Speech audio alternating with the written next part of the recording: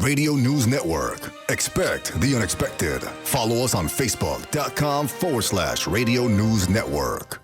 My name is Richard Wolf. I'm a professor of music and South Asian studies at Harvard University. My background is, originally I got, from a young age, kind of interested in the music of South Asia.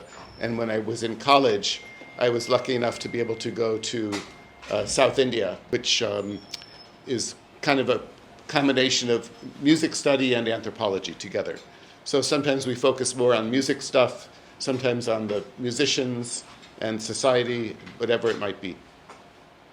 And I've lived sometime in Pakistan, a little bit more than a year, starting in 1997.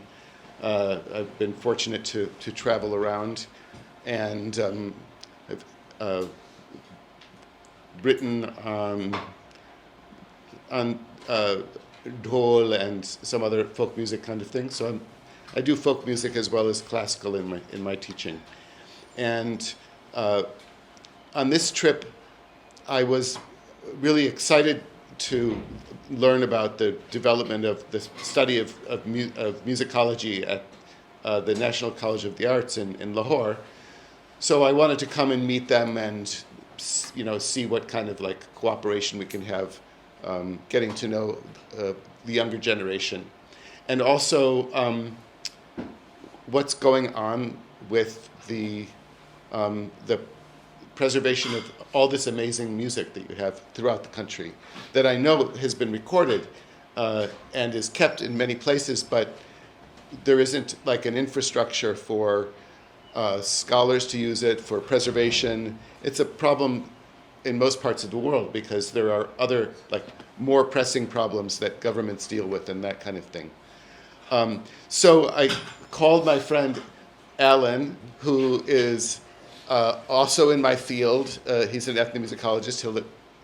He'll introduce himself, but he'll be very modest. He's the director of one of our most important archives of music in the U.S. and knows vastly more than I do about archiving. We can say I have archival values.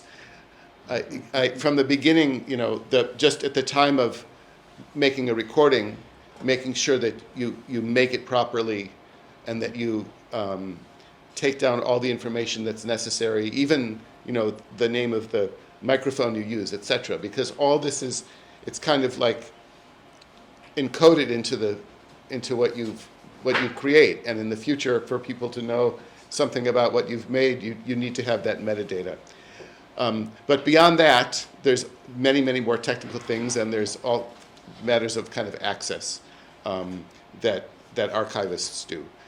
A few days already, and so I'm very happy to be here, and I hope that what I share with you today will be useful and will create some further valuable dialogue about archiving, about something that's very, very important to me. And as Richard said, it's the challenges of archiving are not unique here. It's a challenge all over the world to varying degrees in various other places. So very quickly, in my background, I have a PhD in ethnomusicology and folklore. I've been director of the Archives of Traditional Music at Indiana University, or as we say, ATM. I've been director there since 2007. In my previous work experience beyond teaching at the university level, I've worked with media editing and digital annotation projects. And I won't say very much more about me. I really want to get into what we do and get into some discussion here today.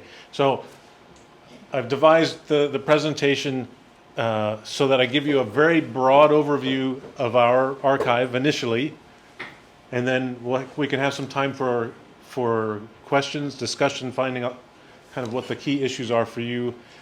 And then depending on what you can take time, so depending on what the interest is here, we can go into more detail on any number of topics.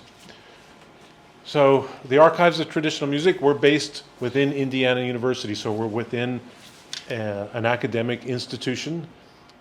We're one of the largest university-based ethnographic sound archives in the United States. We've got a little over 115,000 audiovisual recordings, and then some photographs, manuscripts, and paper materials that may include field notes or transcriptions, some ephemera and memorabilia. We're not a museum. We don't collect objects, but we do have one small collection from someone who was a local songwriter of some importance, where we do have some museum-type objects. But generally, we don't collect from all over the world. We're not focused on any one part of the world. And we can divide our collections into three broad areas. Field recordings, that is material that's generated by ethnomusicologists or anthropologists, recordings that were never meant to be mass-produced or sold commercially. And then we also have commercial recordings and some broadcast recordings. Broadcast recordings are not a big part of what we have, but we do have some material that was created primarily for broadcast, particularly older material. Within our holdings, there are over 300 different languages represented.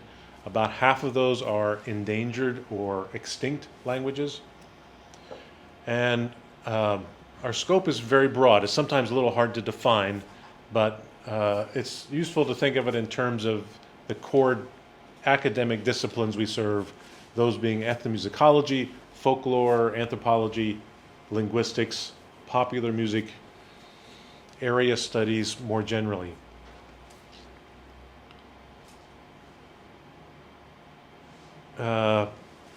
So our earliest recordings go back to 1893.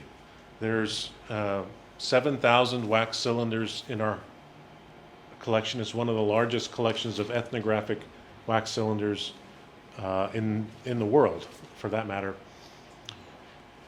And if we divide up the holdings between field and commercial, it's about 50% of each. Radio News Network. Expect the unexpected. Follow us on Facebook.com/Radio News Network.